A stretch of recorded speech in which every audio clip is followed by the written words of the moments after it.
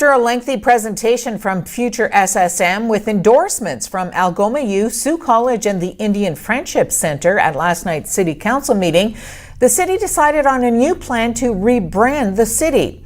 FSSM has been working on the rebrand for 2 years, gathering input from community members and consultants. The project will include a new logo and tagline. The new logo will be Work-Life Balance, Where You Belong, Bindigan. While most of the councillors questioned the meaning behind the logo, with Councillor Bruni actually asking, how can I tell the story if I don't understand the circle? And the question of why more people weren't involved, Deputy CAO Tom Vare said it was advised against by consultants as too much of a focus group wouldn't help narrow it down. The rebrand strategy is designed to build up community pride and lift people up, and to make the city stand out in a competitive environment.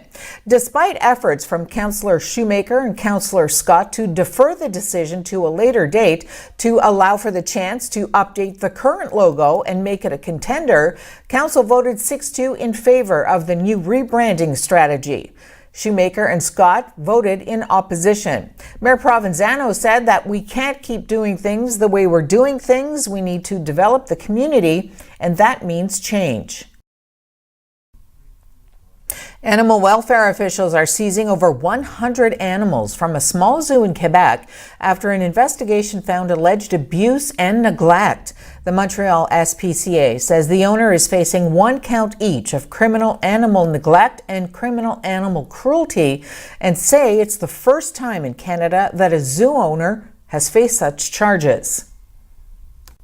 Double murderer Edward Downey has been sentenced to life in prison with no chance of parole for 50 years. He was convicted of 2 counts of first-degree murder in the 2016 deaths of Sarah Bailey and her 5-year-old daughter, Talia Marsman. It's been a long time to finally have the trial and sentencing completed for all the family members. Sarah and Talia are always in our thoughts. We miss them dearly. We thank again the Calgary Police Service, Crown, prosecutors, and Justice Hughes. Prime Minister Justin Trudeau is expected to announce today that the federal government is buying 2 more Arctic patrol ships on top of the 6 it has already ordered from Halifax-based Irving Shipbuilding.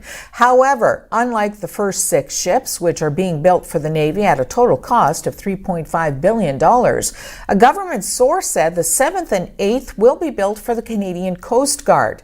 Documents obtained by the Canadian press earlier this year warned that more than a third of the Coast Guard's 26 large vessels have exceeded their expected lifespans, and many won't survive until replacements arrive, and that advanced age is already affecting the Coast Guard's ability to do its job, including reduced search and rescue coverage, ferry service disruptions, and canceled resupply runs to Arctic and coastal communities. The second problem is the threat of layoffs, which Irving has long warned will happen unless the government fills a gap between when the last Arctic patrol ship is finished and construction on the Navy's new $60 billion warship fleet begins.